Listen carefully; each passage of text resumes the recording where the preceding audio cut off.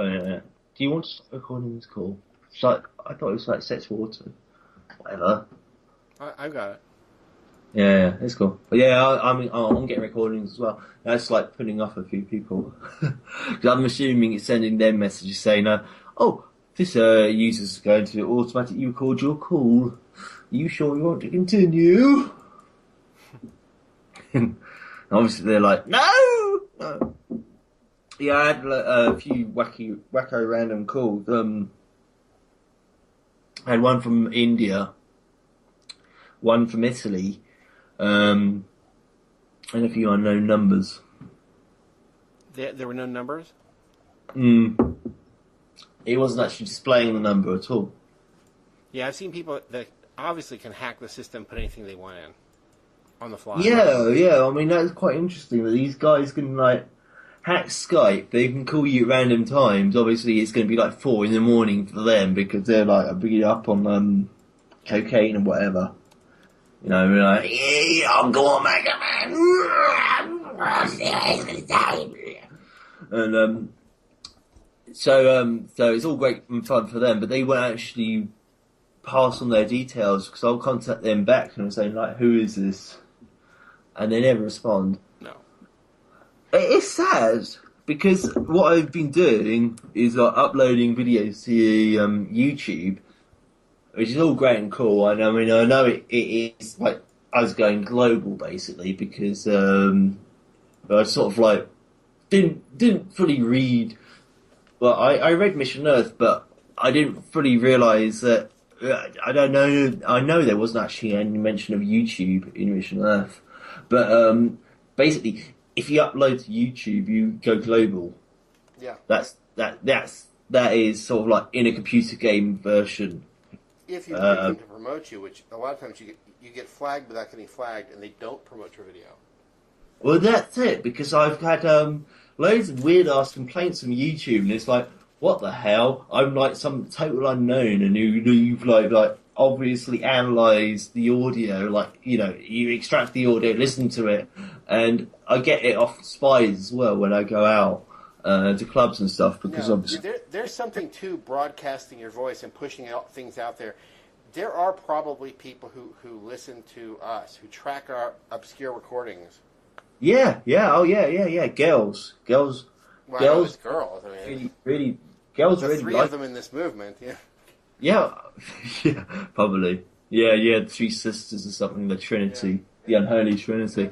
No, but I mean, girls like really sort of like get into men's voices, and they, I've heard this for like 20 odd years, and I didn't, you know, I knew what they're saying, but it didn't really make sense to me because it's like they're like data tracking systems, you know, they're not like they're more like spiders, and they like that compliment actually. They actually received that as a compliment, be called spiders, because you know that from the old English, a spider, a spider is a spy, yeah.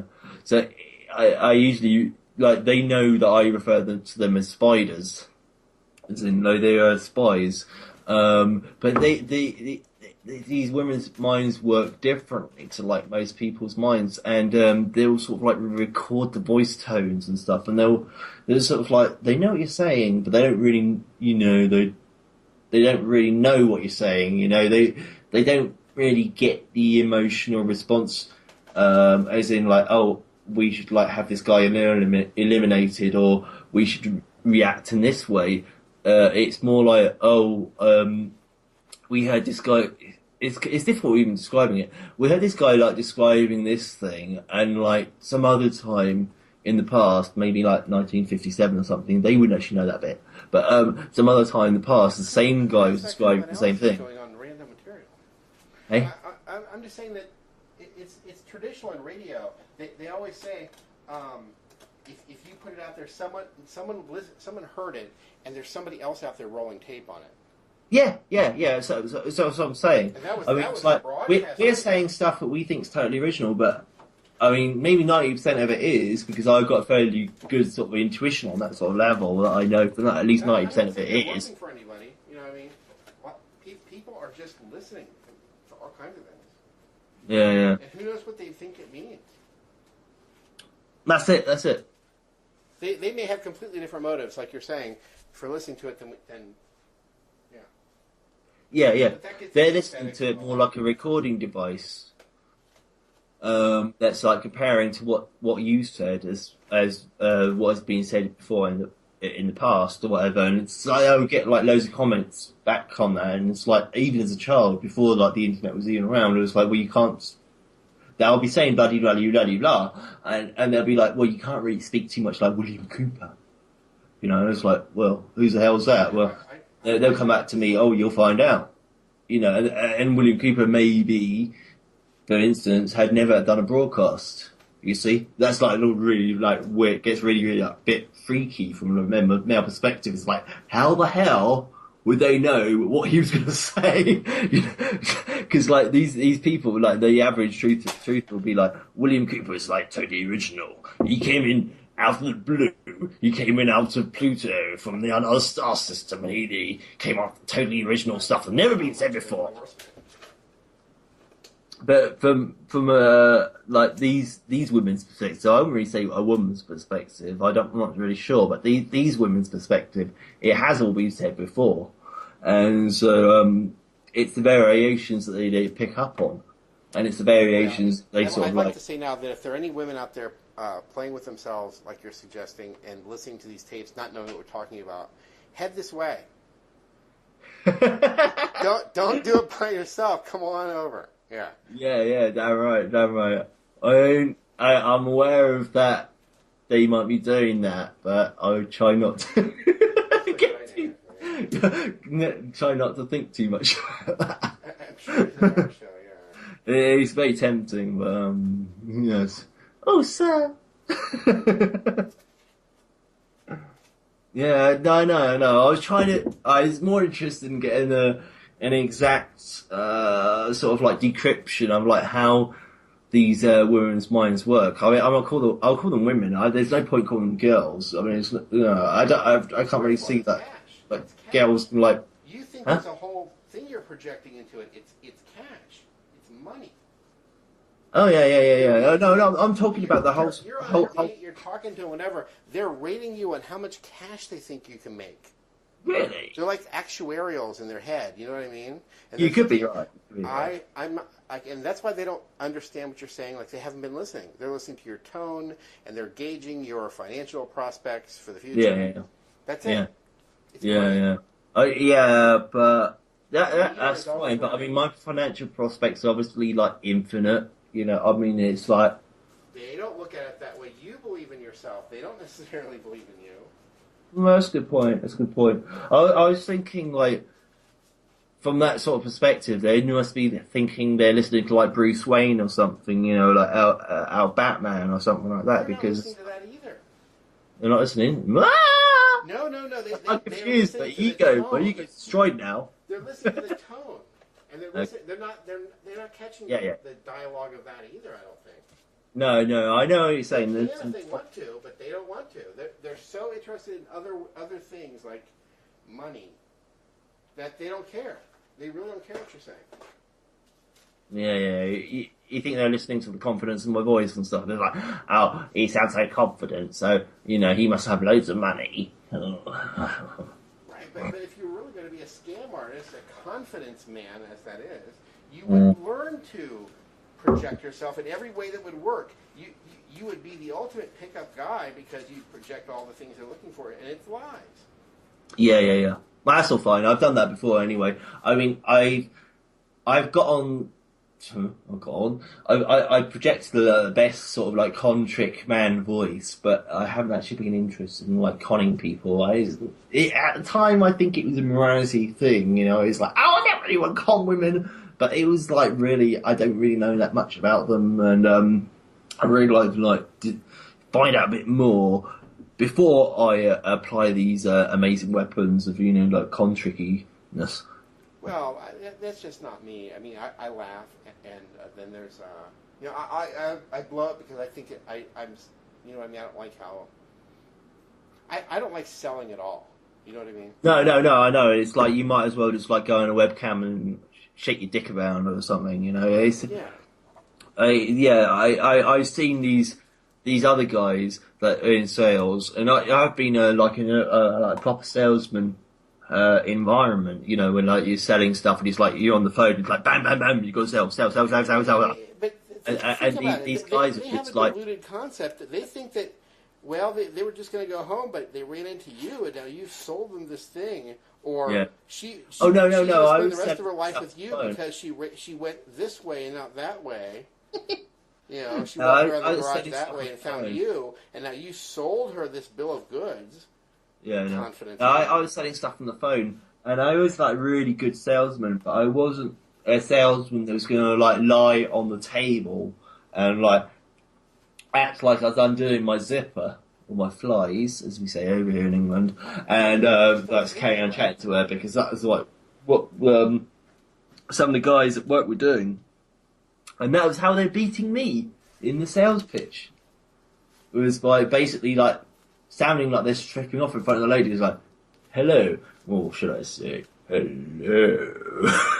Oh, but those kind of It's guys, like I was they basically study just the like, esoteric. You know what I mean? When Huh. I mean esoteric, I mean like the stuff that is not central. They're studying like tone, things that don't matter. If you know what I mean. Yeah, yeah, yeah, It yeah. does work if you're going to trick people all the time, and that's what they do. Tone just appears sort of thing like if you're projecting correctly. I don't know. It has this like probably in English. If you're channeling correctly, the tone just like appears. Basically, you know, it's like I don't know, like the sort of the Virgin Girl was like be like, oh, how did I know if I'm really talking to the real Satan? No, Sort of thing, you know, the and it'd be people like, who are way into no, this are no. really crazy people. They really are crazy people who do the sales. I've seen the high end where there was this guy I knew, and he showed me this book that he loved. It was about cutting the deal before the sale starts or something. Mm-hmm. And it was a whole gigantic book on this esoteric topic that doesn't matter at all. Mm-hmm. I mean, he had studied this like it was the Zapruder film or something. It was the Yeah. most boring time. It was like, It is. It is. The stuff is really boring. It's really boring because it's all about money, and the money is the be all and end all of things. and that's But how the the whole same people can sit around watching basketball. I mean, it's quite interesting in a way, though. Is the whole obsession with money was preclusion to what should have been like, the proper New Age. You know, like what should have been the proper. What do you call that thing that happened in the 16th century? Renaissance. Yeah, the obsession with money was should caused have. by our people coming west to get away from the Turks. Your Europeans Greek. were just as thick before and after. Oh, Notice yeah. a lot of them had Greek names. Why is that? And they'd never been in Europe before. They were running away after 1453 from Turks. Even the Wikipedia says that. Yeah. That's our people. We never had a Dark Ages. It's true. Actually, That's fine. That's fine. we had kind of a problem with slavery after that. The Turks are really sick people. So we did have kind of a dark 400 years there, but we're So what do you reckon? What do you reckon's going to happen in the near future anyway? Because I mean, what you're saying is fine. What I'm saying is fine, but 99% of what we're saying is going to go like right over anybody's heads. Well, it's all inside stuff. You know what I mean? See, we've got to get out of that thing of thinking that the methods of preparation or whatever to make proper media are associated with them. No, they have to use those methods to get their point across. If we did that, imagine, see, they go through the whole script and you know what I mean? None of that's in there. None of the stuff that I've done is in there. I know that. No, I'm saying that they chop out certain features. Yeah. Like what did we just say a second ago? I blanked out. I was talking about the Middle Ages, and I was saying like, what are we doing sort of now that? No, I'm going to rephrase it actually because I'm probably going to say something totally different because I'm quite drunk. After that. What are we doing now that is like totally different to what's been going on in the past? That's my new question to you, sir. Is it different? It is different. It is different in that nobody said it before, and I mean this like.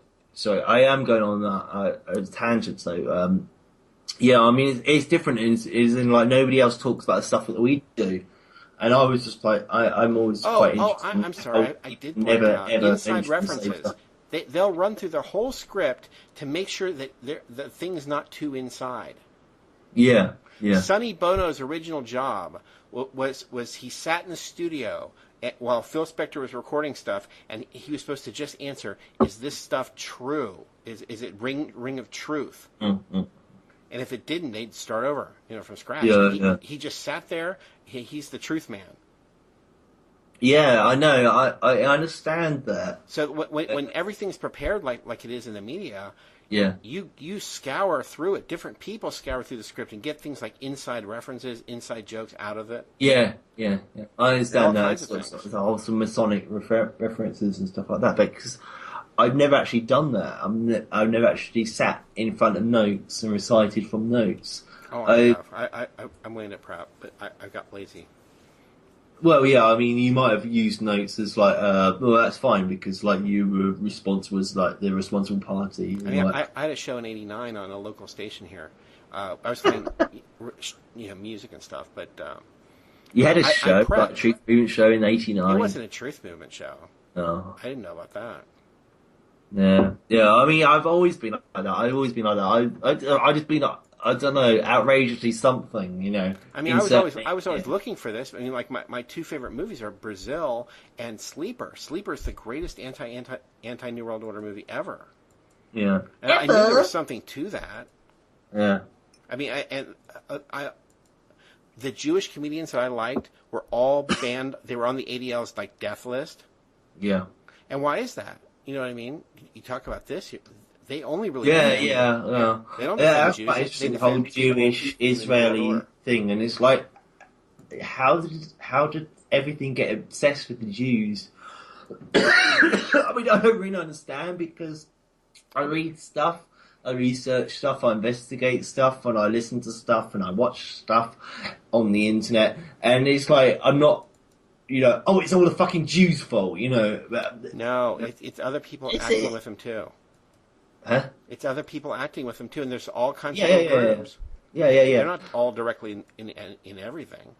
I mean, I'm thinking possibly just now that if there's obviously the way I'm thinking is like an independent way of thinking, and obviously that is the best way of thinking. If because if you think independently, you can receive assaults from both sides, and you've still got the independent mind that's still above that.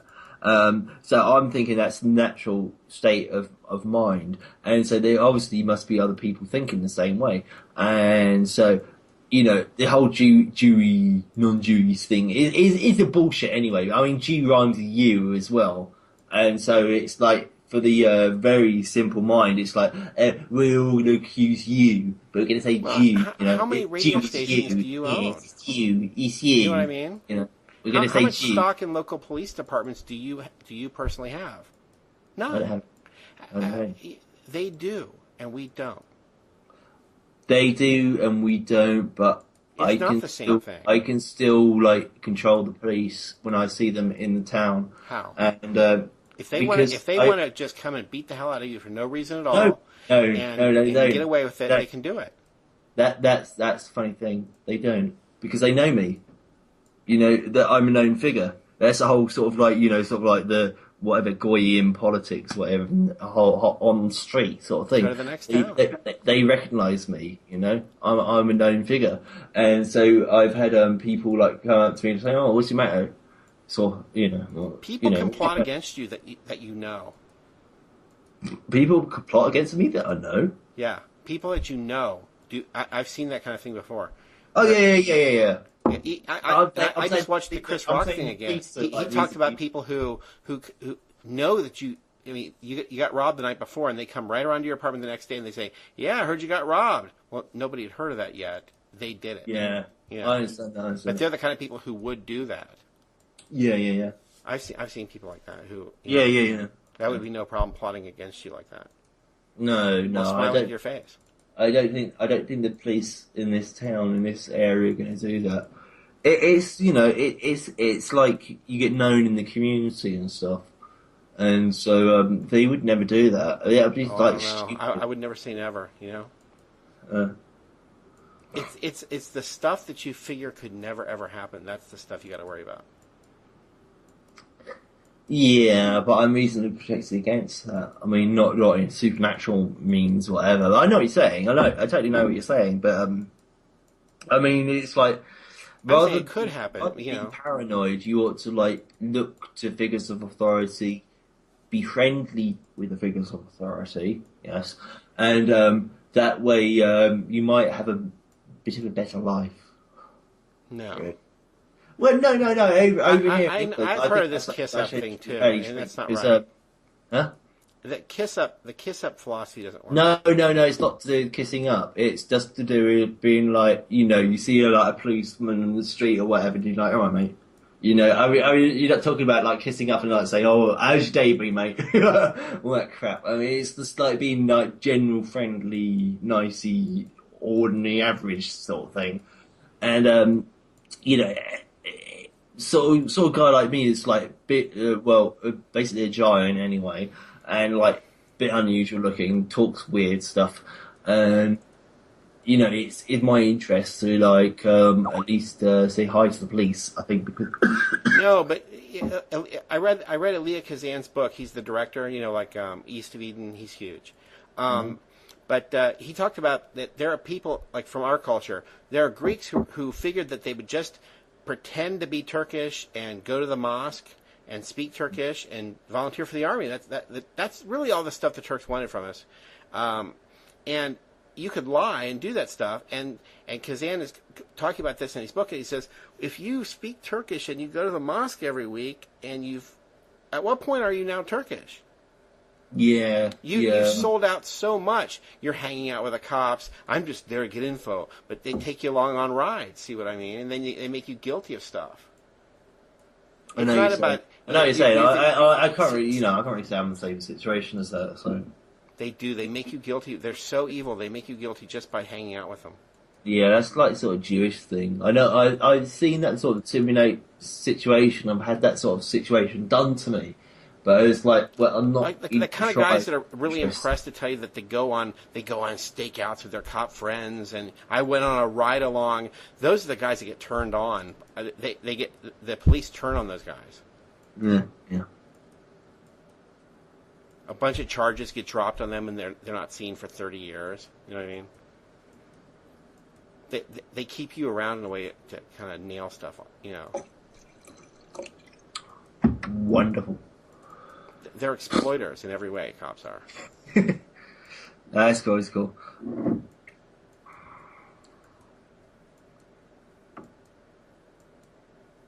That's why they join the Masons. People at first join those organizations thinking they're going to get some sort of benefit. Well, yeah, the average person joins the Masons to get some security. But in your whole kiss up to the cops concept, see what I mean? It doesn't work. No matter what philosophy you think you have in your head, I'm just going to go milk them for info, or I'll be safer doing it. No, you're the one they turn on. I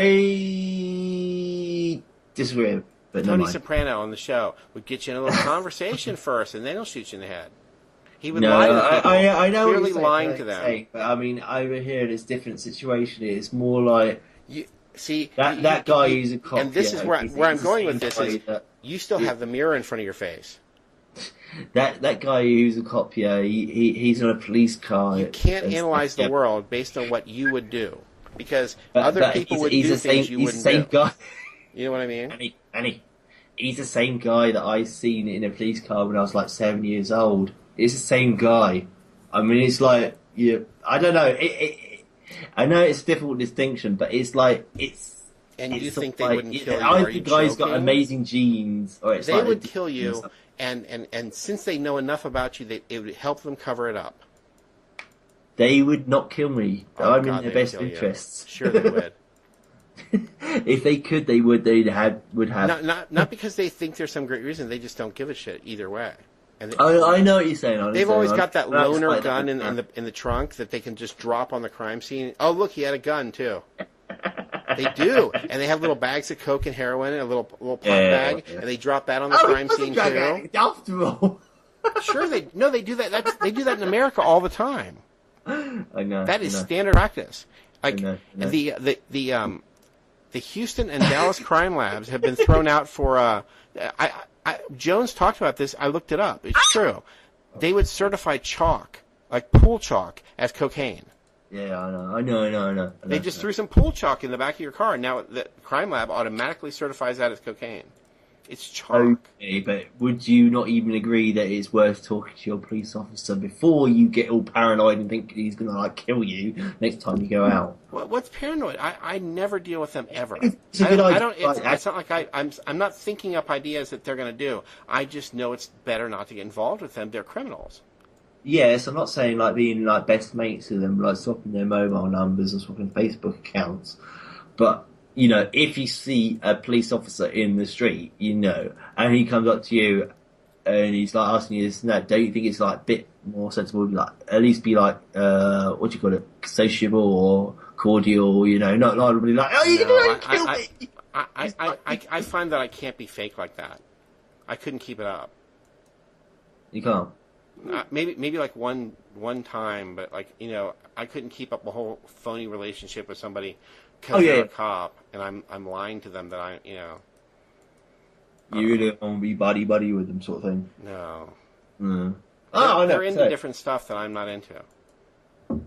Yeah. I'm just thinking it's like better, basically, for people like, you know, just like to be basically friendly, and you know, if it turns out to be like shit, at least you've been friendly in the first place, and it makes it better for you, sort of thing. It's not very intellectual. It's more like sort of emotional. I've never wanted special treatment. You know, I'm not looking for that. I'm looking for things to be more reasonable in the first place. Like Time Warner offered me. I have internet that's not on the menu. Like I complained in just the right way and showed them, you know, which routers were going down and things like that.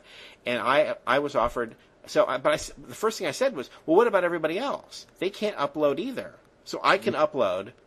Okay, you're gonna shut me up by giving me an account that has decent upload.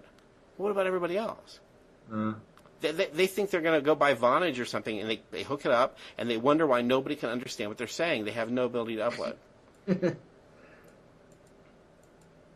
You can't just kiss up. You can't get like getting the solution for me solved. Okay, I can upload, but nobody else can.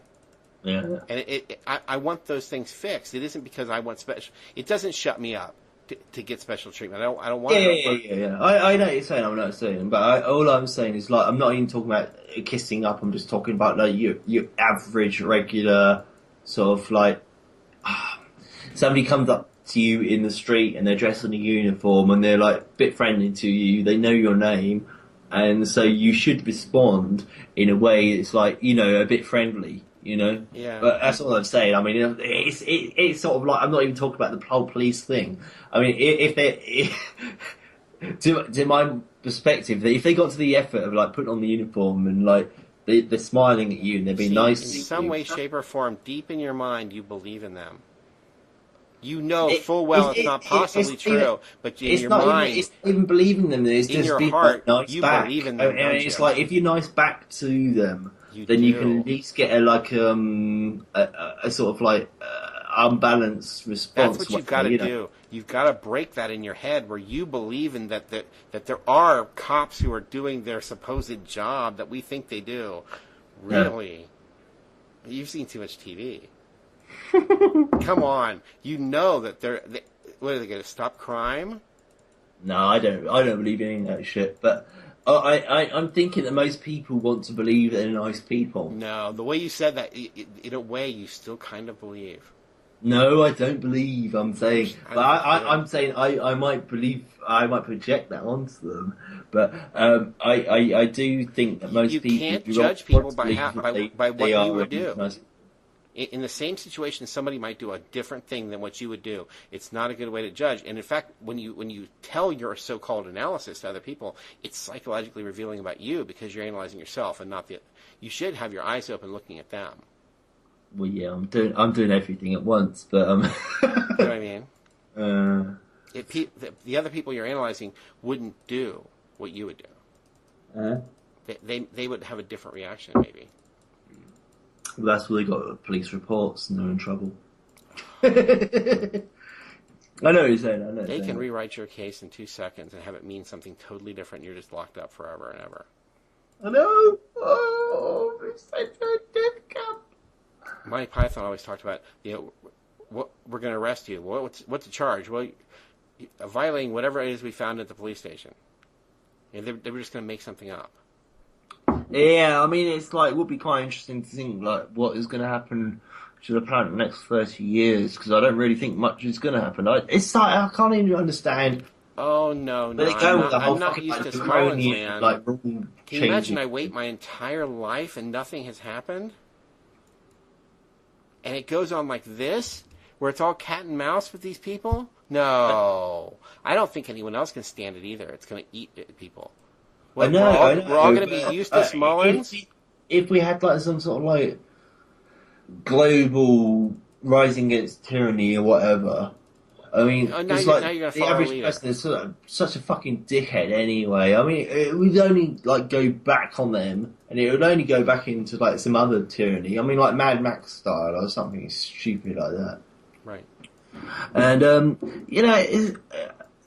it's like it'd be like playing a board game with a bunch of morons that ignored half the rules, you know. Eventually, we're going to have to do something, and it's getting to people. It's already eating them alive because we can't just sit here and study anymore. They're doing it. You know what I mean?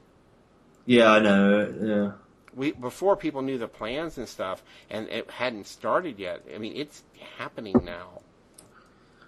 Yeah, the plans had always been out in the media because they have to like broadcast the plans to the media because they always knew that their stupid little And the thing that should free you is to realize what would happen to you if you and your gang did stuff like this. What would happen to you? They would bust you, and you'd be underneath the jail. Mm-hmm. You wouldn't get promoted for it. You'd go to jail. And not because they're trying to stop crime, but because you're not even in a club. Yeah, I know what you're saying. You know, John Corzine stole all that money. I mean, all of them did. They've all done these things in one way or another. They sell coke and heroin to children. Nice. And so I understand we're not the violence people.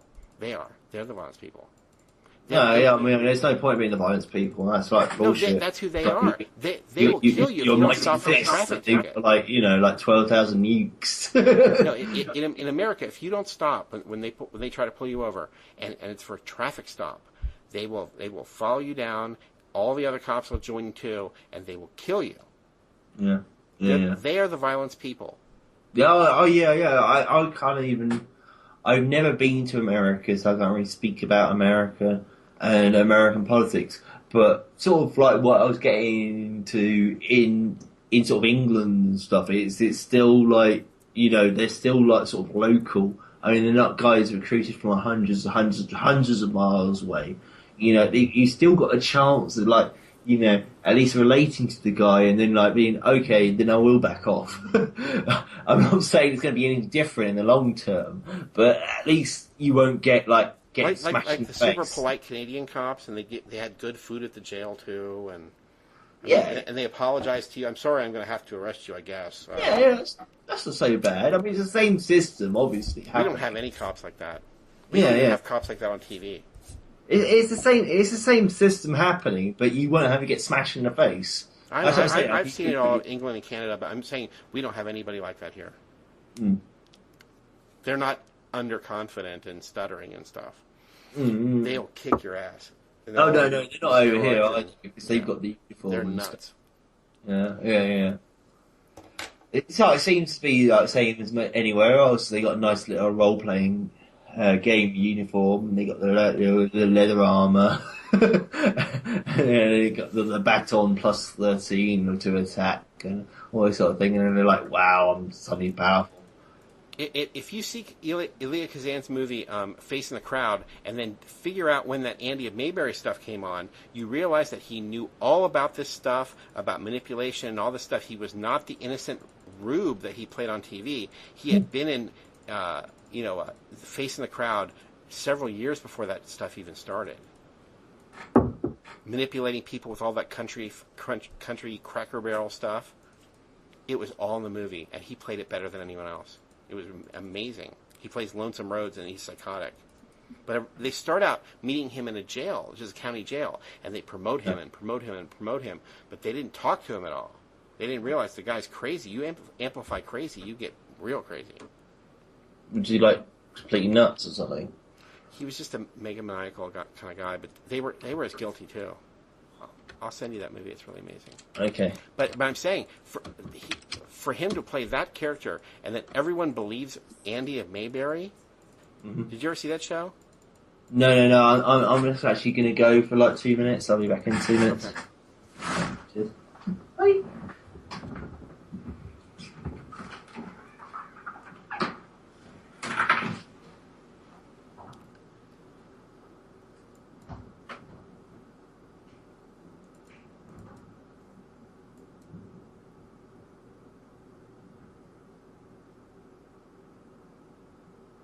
This is where we play all the fun commercials.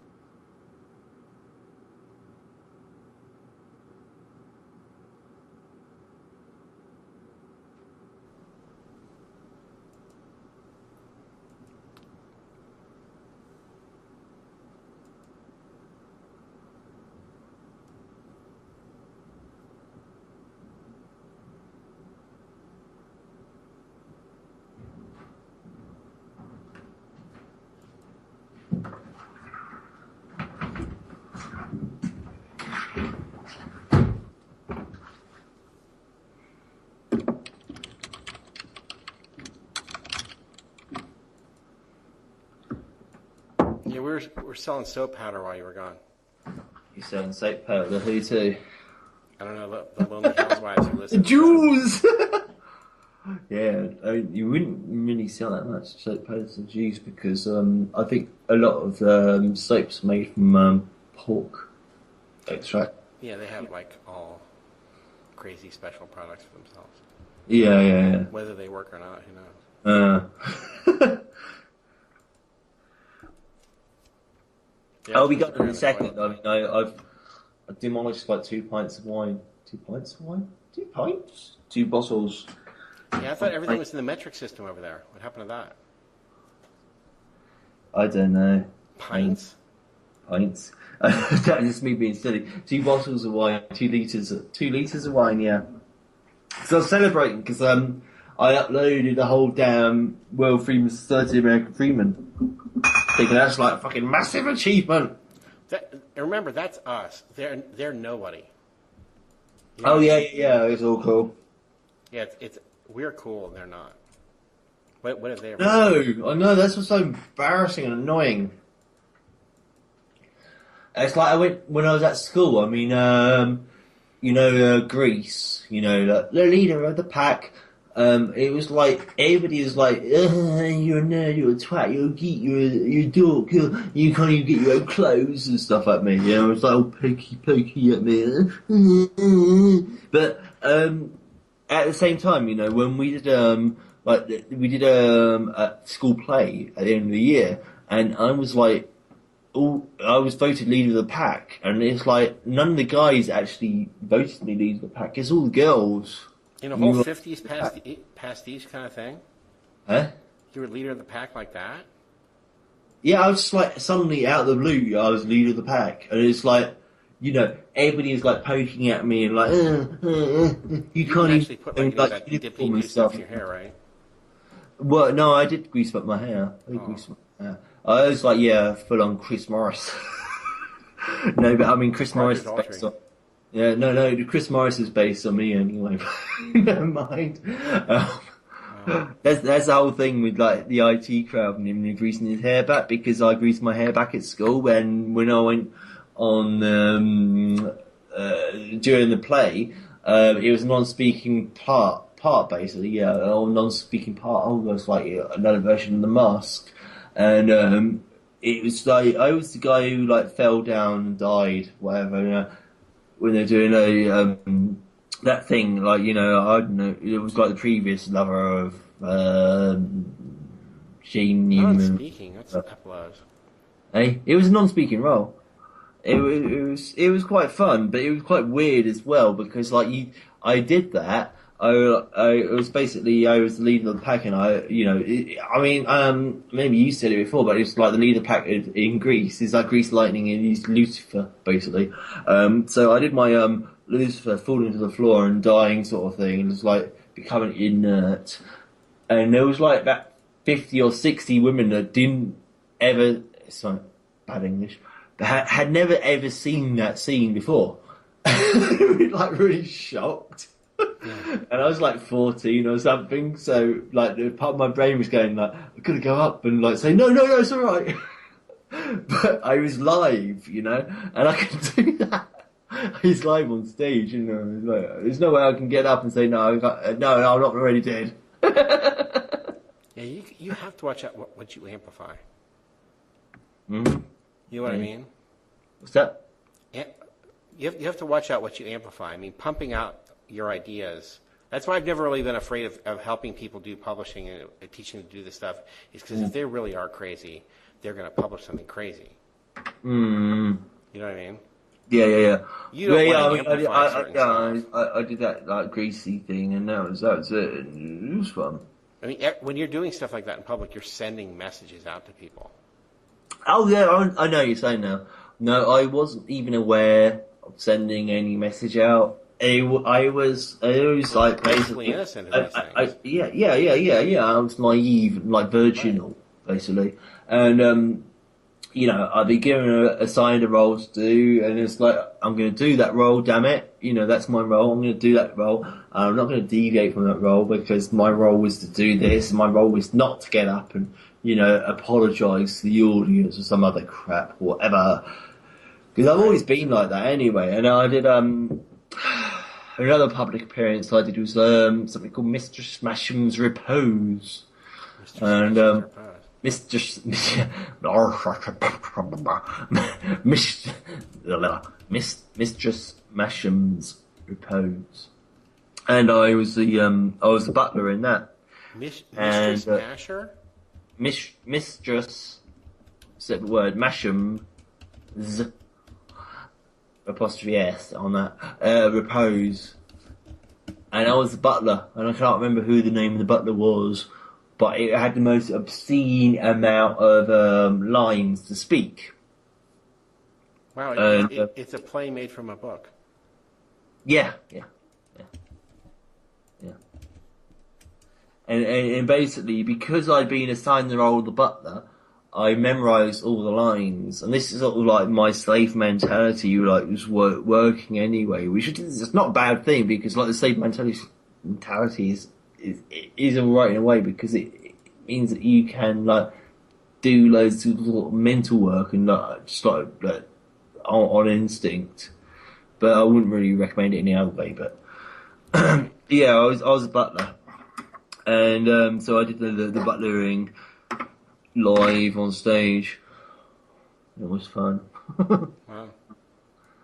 No, it was alright. It was alright. Wasn't amazing, but it was about as amazing and exciting as like standing up and delivering 3 pages of text. Right, I really wasn't that brave. Hey, I wasn't that brave. no. Yeah, I know what you're saying. Yeah, bravery didn't really. Maybe it was brave. I don't know.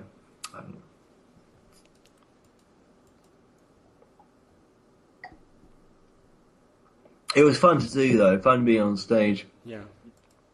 And because of the lighting and stuff on stage, you can't really see from where you're standing what everybody else is doing and looking and saying. And obviously, I was like 14. I had like weird, sort of like adolescent interests. I wouldn't really call them crushes, Yeah. but interests in various random women. And it was like, oh, wow, she saw me. And it was quite nice. My brother did that. Yeah.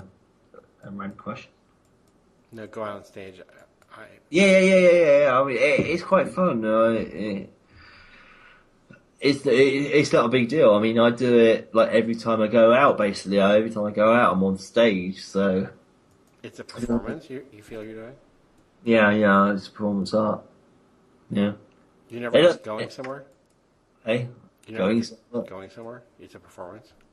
No. That's sort of like defeating the point of like doing live acts. I mean, you're saying performance. I'm not looking the word up at the moment. But Sometimes you're just going to Dairy Queen, right? I mean, you're just going to go get some ice cream.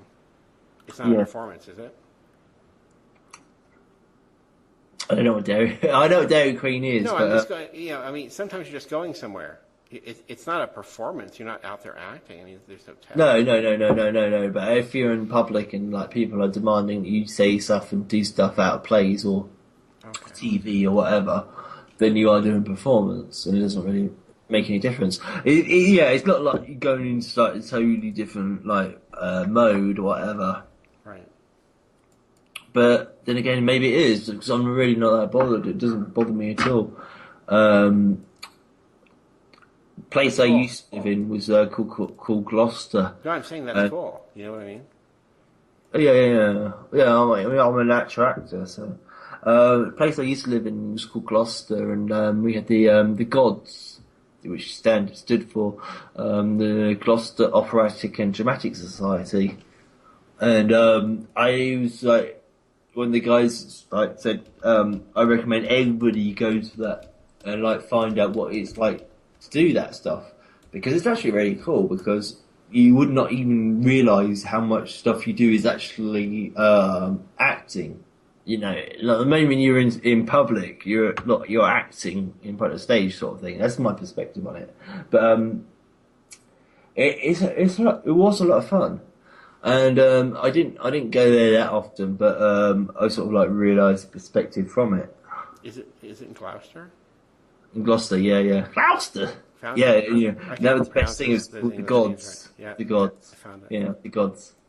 And that's where I figured out the whole sort of like Aleister Crowley and Thelemic connection that went to Hollywood and so forth. Because Plus, to be able to really do this stuff well, you have to find a place where you can suck crap for several years, right? I know what you mean. Yeah. Like David Bowie was presented 4 times. He had 4 first albums, and his stuff sucked bad at the beginning. And so they would just present his next album as if he started from scratch again. Yeah, I can imagine. So, you got to do all that. And even my point of our doing the radio show was, even if it sucks crap and nobody hears us, we still got to do it and practice how to do it. You know what I mean? Yeah. But I never suck crap anyway, so what the... It's actually pretty good. Yeah, I know. Because apart from other things, I've already done some practice anyway. But I mean, I have done like performance in public, and it's weird. I mean, it's like becoming a robot or something. Like if you go on the stage, the moment you get on the stage, it's like, whoop, I'm there. Well, there are a lot of things like that. I mean, you might have a really great skill as a serial murderer, but where do you get a chance to try something like that out? I get a few opportunities. Yeah, I mean, so going out on stage and whatever, even if it's a lame show, you see if you have any skill doing that. No, I mean, yeah, it's difficult. It's like public performance. It's like sexual performance or something. You know, it's like you're not really concerned what other people are thinking. You're just doing what you do. Yeah, but you have to have an opportunity to go out there and suck crap, or be fantastic from the first minute. I mean, wow. Exactly. Yeah, you'd rather be fantastic from the first minute, and there's like. See, that's not my position. I believe everyone who is fantastic and seems natural out there practiced from a script. Oh, well, I That's know how what they you're look saying. natural. When they look like they're really fumbling or whatever, like, Rob Jew, or no, it's not Rob Jew. It's Dikey Aaron. Dikey Aaron desperately wants a date. Yeah, Yeah, yeah. they look. I know They what you're look like saying. it's a I know what you're saying. hostage I've tape. always been the opposite of that anyway because I really wanted to like promote chaos anyway. Yeah, That but was one of my they things. think that it's like virtuous to not have a teleprompter and not prepare in advance. Yeah, yeah. And so the tape looks like a hostage tape. But if they had practiced and had a script and things like that and read it several times, they would have come off like perfectly natural, like they were ad-libbing. Yeah. But I know here, what where you're they refuse to ad-lib, they look stiff. And it looks like there's someone with a gun off screen. Dikey Aaron, you're not going to get a date. No, I mean, basically, all you fools like, have got to rehearse and rehearse and rehearse. You ought to get them more stage experience before you get on TV. But there's loads of people that are doing that sort of like, I suppose you call it amateur Not dramatic winging it. theatrics, whatever. Not winging But it. not winging it. I know. No, I know. There's not many The many people who do it on stage do the same show exactly every night. Yeah, yeah, I know, I know. I've seen There's that a as script. a child, and it's like, what the hell? I mean, you live in your same life every night, and I go, then you're like, wow, Yeah, but there's an art you're to it. reciting chaos theorem to me. Yeah, but Which the is person, true, the person who's going to come is only going to see that show they saw, so you can't like have a bad night. Yeah, they get to see the Saki show, and that's it. Yeah. Yeah, I can't really relate to it that much because I just think differently. I'm not can't be asked to describe it in too much detail, but I just think differently. You know, it's like my life's worth more than that, and so if I'm doing performance and stuff, I'm doing the performance of the performance.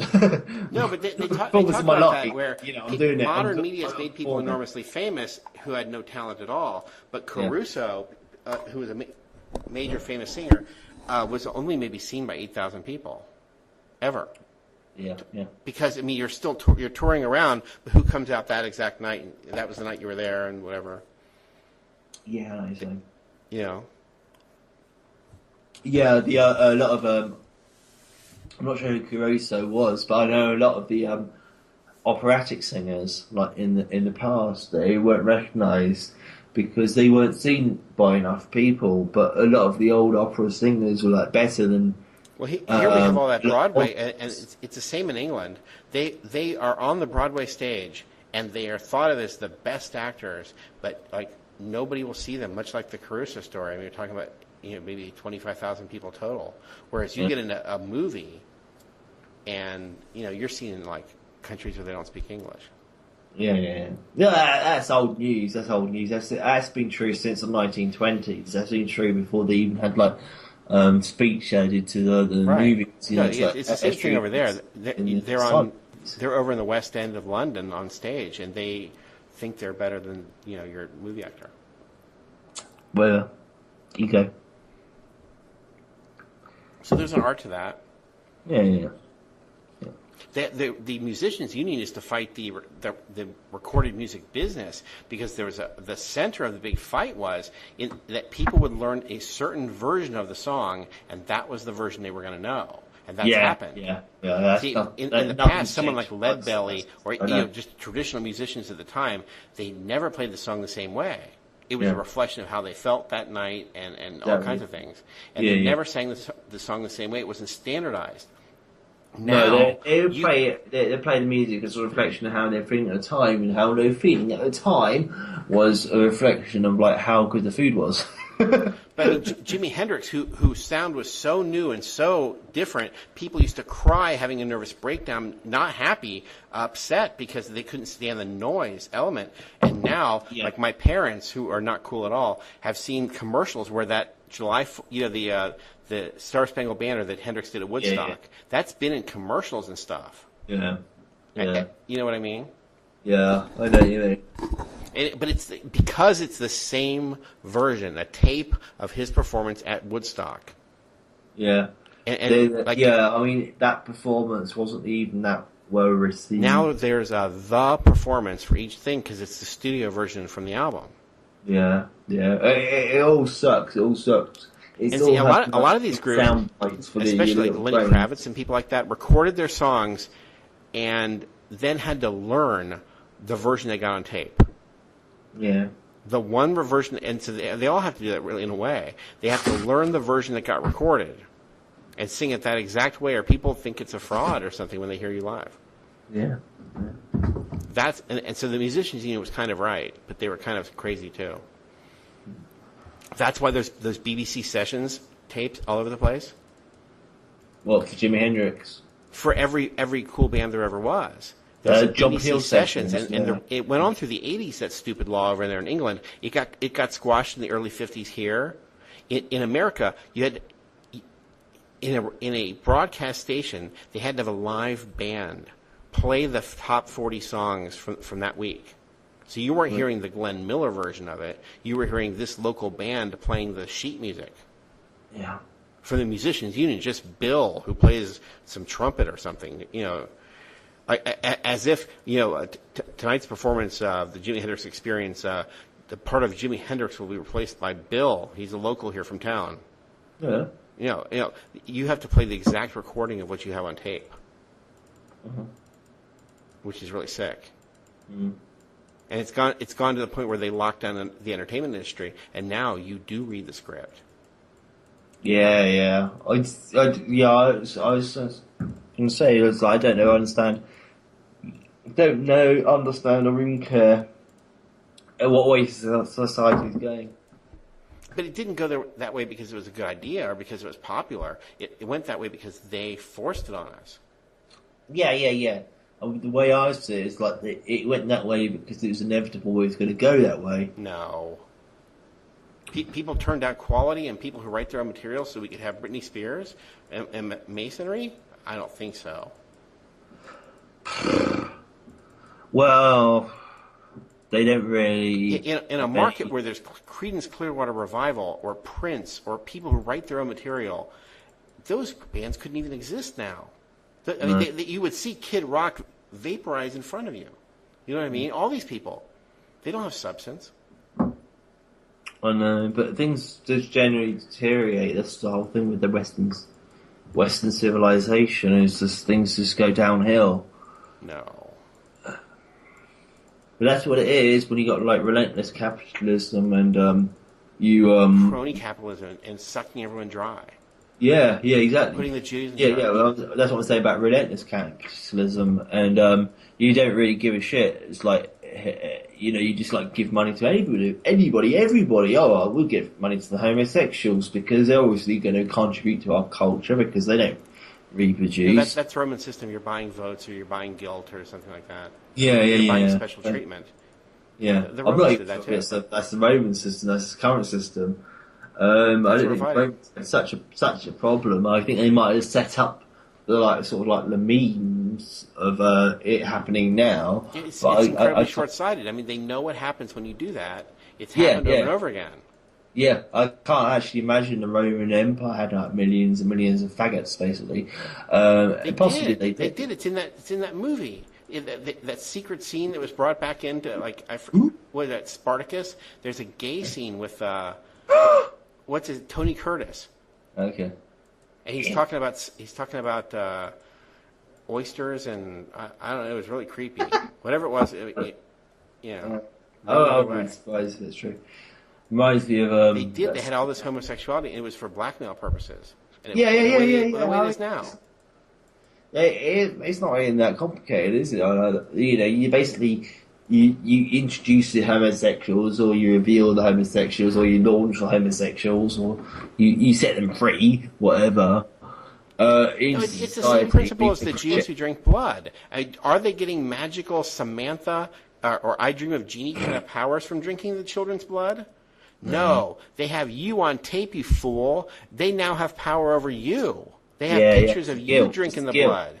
The guilt is blood. They get power from it, but they don't get like Samantha of Bewitched kind of power. Magical. There's no magic. It's not magical power. It's blackmail power, but it's the same effect, isn't it? You see? That's why they need the homosexuality for blackmail. There's a lot of blackmail going on. They need the child sex. Is it because they're really dying to do it with kids? No. This is the greatest blackmail trick ever.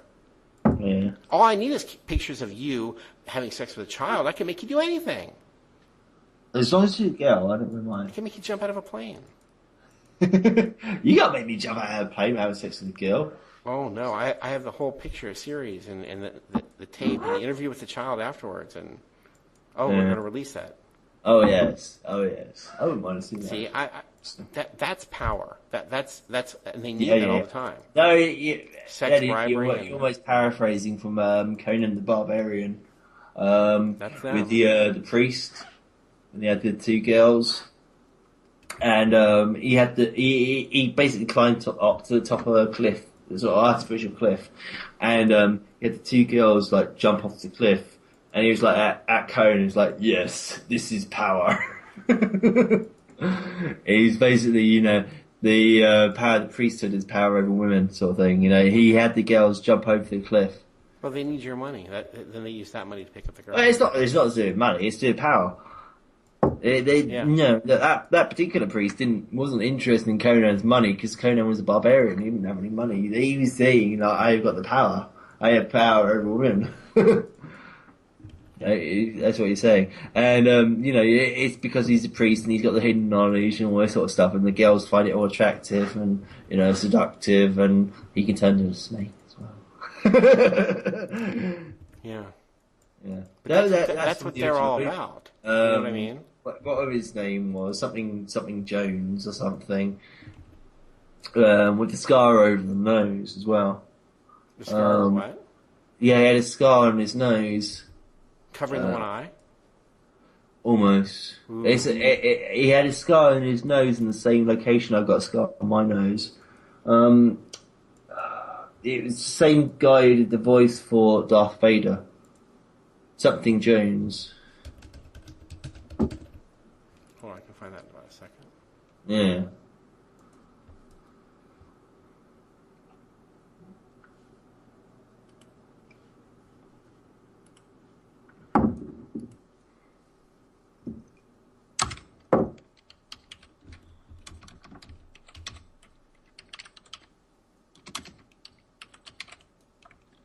David Prowse. Prowse. David Prowse. Hateful.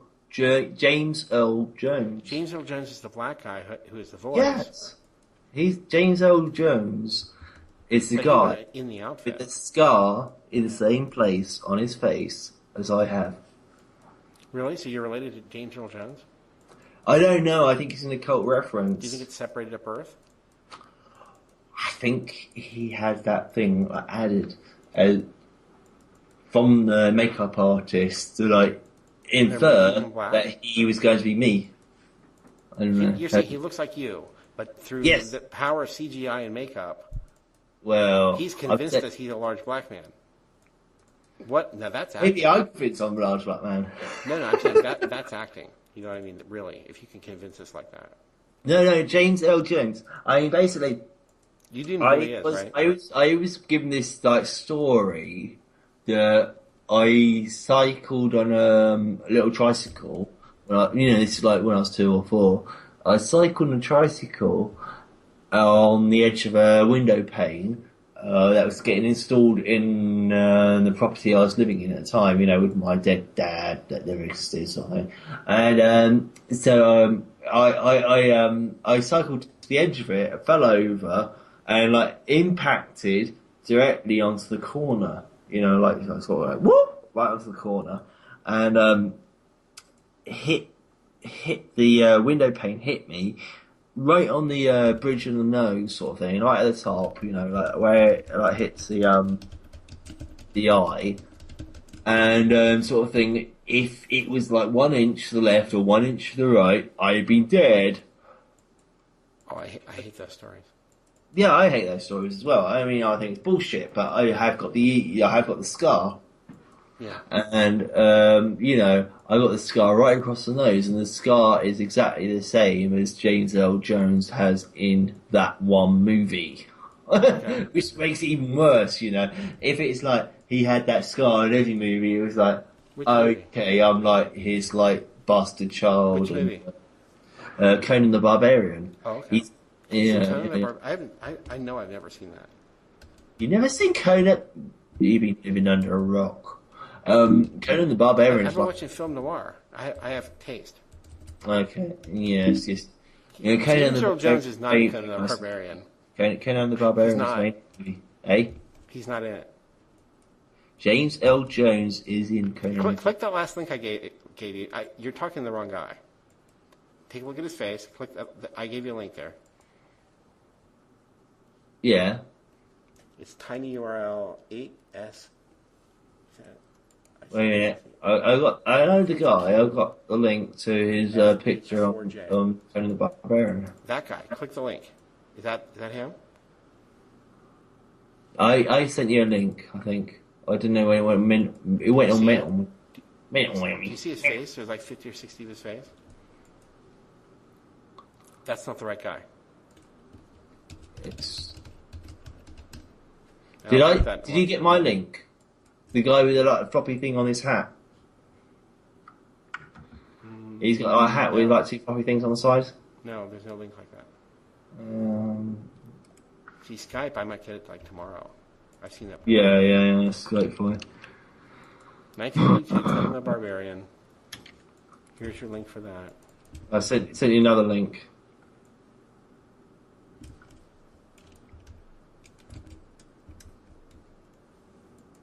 It's not a big deal. He is in it. He is in it, damn it. That is him, yeah? You got it. Well, I did a search on the James Earl Jones page. It didn't even come up. Or maybe it just has Yeah. They're hiding it. He is in it. Yeah. Well, I take that back. He's the High Priest of Set. Thusla Doom.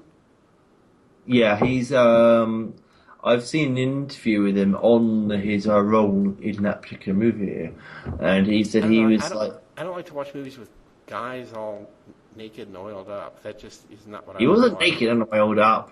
You can't get so. Really? Excited. He wasn't. Yes. Don't get so excited. He The wasn't. minute that sort of look happens, I see a poster, I start walking the other way. Yeah. Yeah. It was implied. In the soundtrack for the actual film, it's called like the Orgy. But it's a really, really nice soundtrack. The Conan the Barbarian soundtrack is one of the nicest soundtracks you can get. It's really good. I don't know. No, it's really. I mean, it's really nice. It's really sort of relaxed. The Orgy is like really nice, and it's really. Orgies are nice. Track number 16 or something is called The Orgy. And it describes a scene that James L. Jones' character is in. And it's a really nice soundtrack.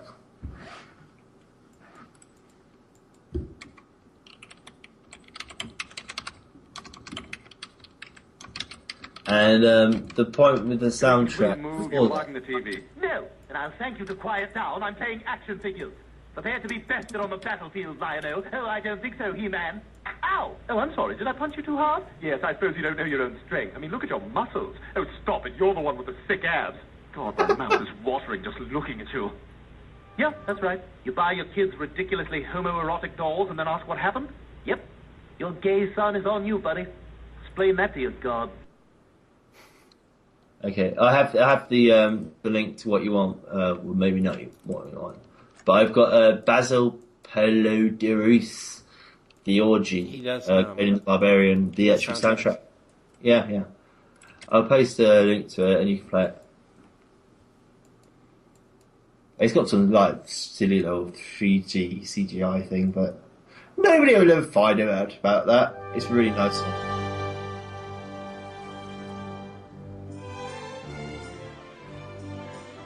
Sounds like the Lawrence of Arabia soundtrack. We've got to stop liking Lawrence of Arabia. Do you know what that movie's about? No. He's a sitting British officer who tricks a group of Palestinians into removing one group of Turks so they can install another group of Turks.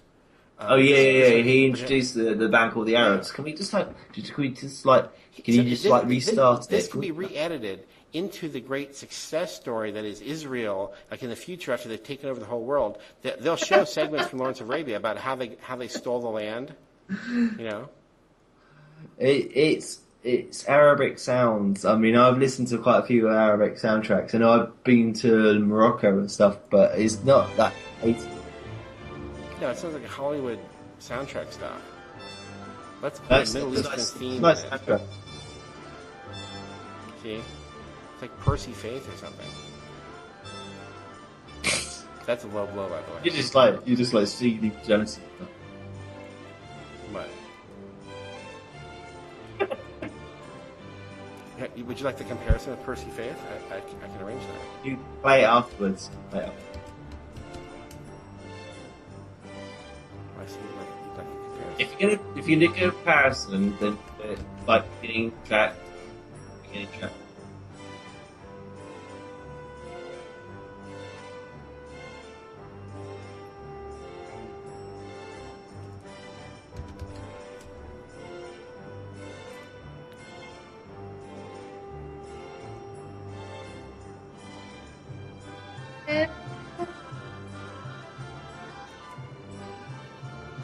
Alright, well, for the fans at home, this is Percy Faith, who's maybe one of the least cool people on the planet.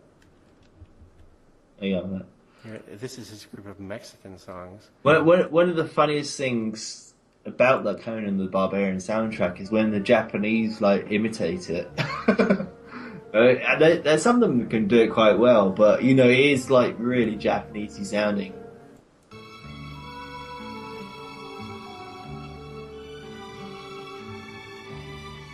Do you feel like you're in an elevator and you're trapped in the elevator and this is the music? I'm getting the beginning of perspective with an elevator, so and you just can't get out. And this is the music they play. I hate this. there's excitement.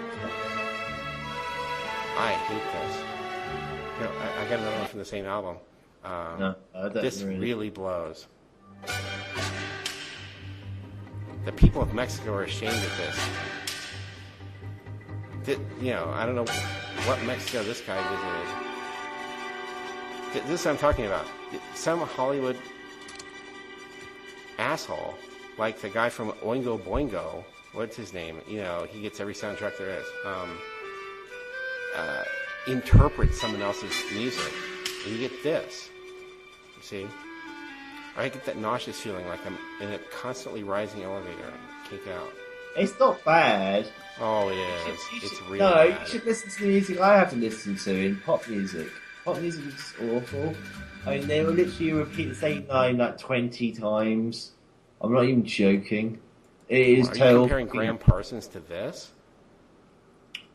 I'm comparing the music I have to listen to in pop music when it's played on radios for like 9 hours a day. I have to put up with the most ridiculous torture. This like is bland Satan, for bland's Satan sake. would even like count this bad of torture. It's like, I will condemn you to listen to pop music for like 18 hours a day, you bastard. This is the same fucking song. Now, here back to yours. Exactly what's the difference between Percy Faith and this? We're back to Basil here. He's the real pride of our people, I'm sure. I mean, tell me how that's different than Percy Faith. This is nice. It's nice? But is it a big tracking shot with some horses and stuff, or what? Here, back to Percy Faith here.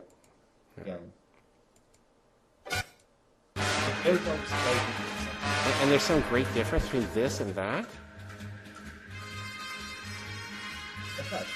Here, now, back to Basil. It's the same thing. It's that fake-o music. Now throw in the Islamic theme right here. Just lay it in. Yes, and so when they did it, it was clever. It is? This is clever? Yes. Oh, They're no. doing it to Hollywood. It's getting paid to Hollywood. Now you're defending Hollywood? No, I'm not defending it, but I'm saying celebrity paid it to Hollywood. Alright, I have something even less cool.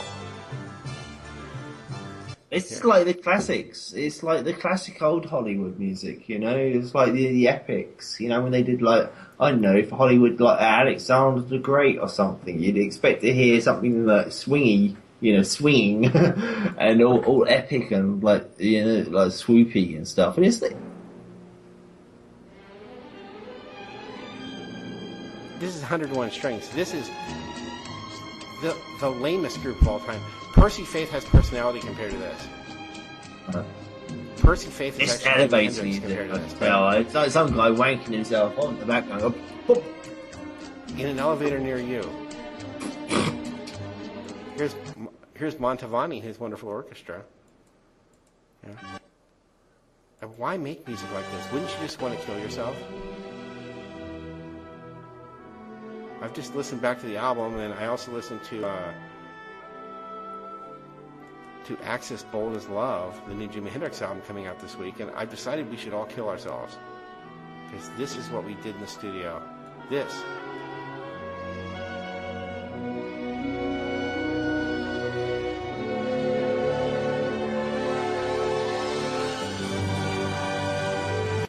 Yeah, you know what I mean? That's nice. Nice little crescendo sort of build up. I like it. I like Bathory the Sword.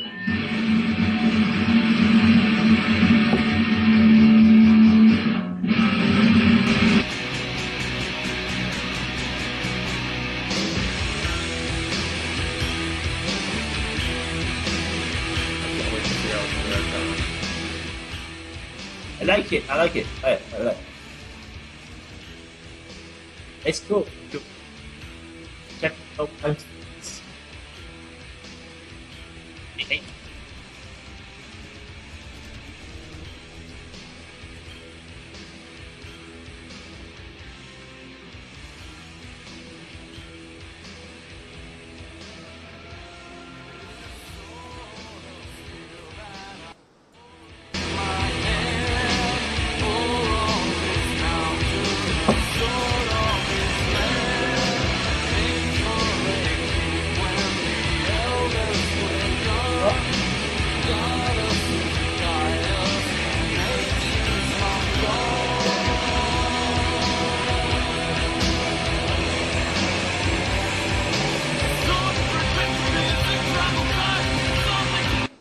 What?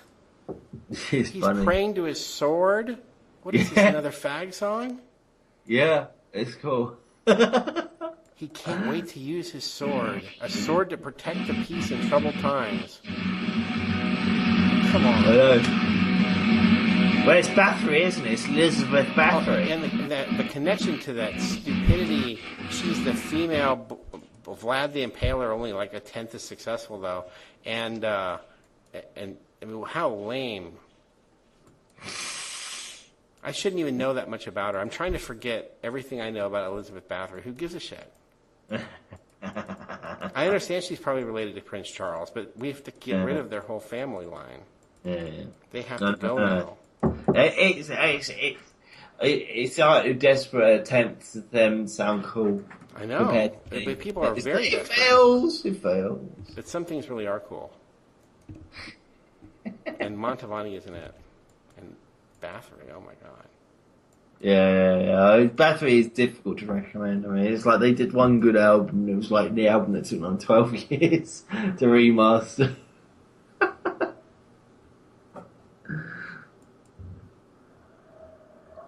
They're remastering everything now. No, he died. The singer died. Yeah, but they're still remastering his stuff, I'm sure. Because Well, maybe. American like recording. One-man band. That was quite funny about it because like nobody else actually support Bathory, and he was one of the guys that actually figured out who Bathory was, possibly. Bathory, Elizabeth. It's like Queen. She drinks blood. What else is there to learn? It's basically Queen Elizabeth, same person. And they fudged all the historical details, and like she married Vlad the Impaler, so she married Dracula, and you know what's his face? Prince Charles said he's related to Vlad the Impaler.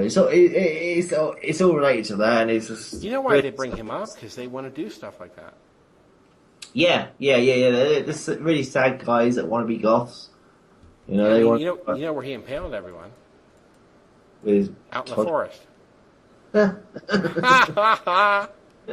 You know where he impaled them? Yeah, out in the forest. Oh, yeah, I imagine he impaled his Todger. Yeah. No, he used to take him from the one. That was really something. All right, Elizabeth Bathory. Here we go. Elizabeth Bathory, you can play some songs by her. My original songs! Ooh. I can do Man of Iron by Bathory. That's quite a nice song. It's a ballad. I've done it live, public performance. It's quite nice.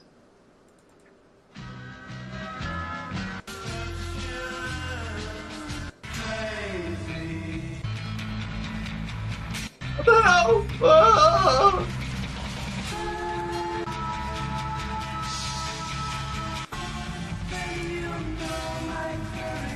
Where's the ending of that one?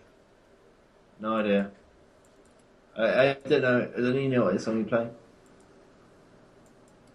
What? I don't even know what song. Track record. I was just so offended. Yeah, but the whole thing have. with the battery is all a load of bullshit. But Man of Iron was quite good. I thought that was quite a good song. But yeah, I mean, it's Prince Charles and stuff. Bunch of wankers. Really annoying. This is the guy that commissioned the statue. You know where he saves the world? No idea. You've seen it. It's not.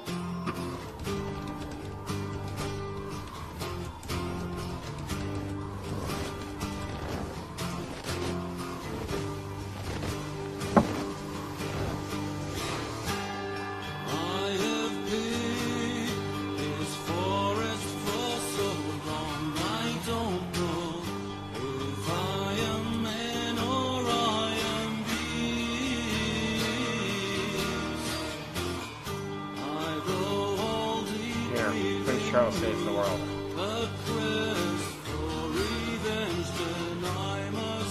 Be a man as much as I can. I mean, is this really about something great? It's not.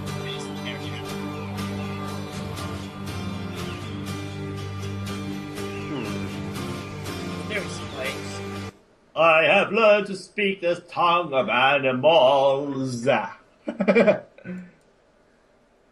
funny.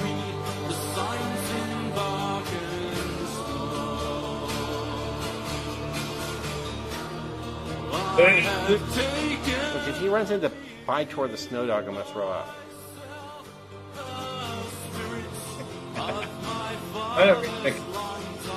He'd probably get bitten and eaten by Maggotaur the snow dog. He would, yeah. I am the king of the wolves. I think really.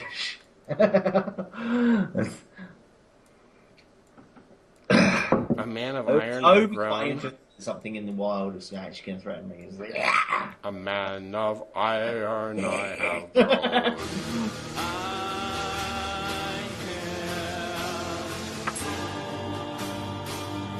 I just feel Radiohead's doing more, more with the medium possibly than this. Yeah. Well, they're different sort of like genre. They are a different kind of band, but they're doing more with what they have. And Yeah. It's not bad. We're going to masturbate to Hrothgar. I mean, I don't know. It's just I want to really get out of the lodge before that sort point. of like music I listen to, and I'm just got to put out loads of shit, and it's like these guys didn't even give a fuck in the first place. Why are they playing? I hate this shit. And it's just really, really horrible. The recording and the production, and it's in fact a bunch of fucking fags as well, which like really pisses me off. It's like it can get really obvious in the recordings. Yeah. And it was like, well, who are they doing this to impress? Oh, well, they're doing it to impress somebody else, but they're trying to deceive you. And it's like, what's the point?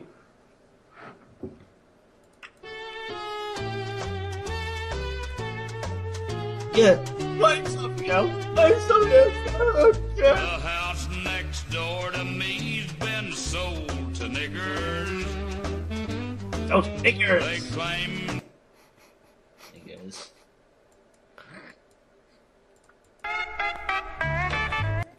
Okay. Some really frightening stuff. Niggers. Yeah, I don't. In Cincinnati, we don't even think that way because we're 50-50 here. Niggers! No, it's not even a word that comes up. I want to get at I least... don't even think it. A guy... It doesn't even cross my mind. I go, that guy, you know. A guy is a nigger! No. You want to get killed? Yeah, come to Cincinnati and talk like that. Let's go out to the mall. See what happens. If there's one thing I can't stand, it's a nigger. Yeah, you are from a foreign country. You have no idea what that means. No, it's like totally random lessons. I hate the niggers. The niggers are responsible for everything.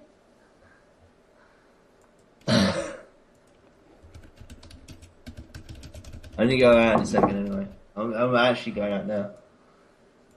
You got mail? Yeah.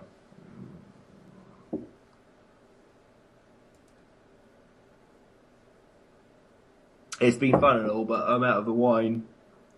I'm out of the wine. I recall. And the Library of Congress, you'd have thought, but every... I just kept getting old, days went, and me I've been here.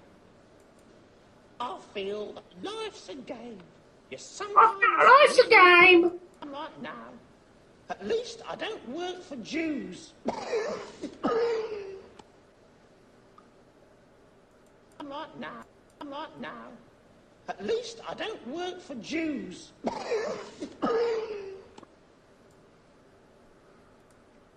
Okay, well, no, anyway. Have fun. You still there? Yeah. I'm gone. All right, Yeah, we'll chat sometime soon. All right, we got to start earlier. Yeah, so I do some editing stuff and then send it to me. Yeah, it'll be fun. I don't think we talk about much, but whatever. I'm always like that. All right. I'll talk to you later. Yeah. I gotta go out. I never get any sort of sexy fun action.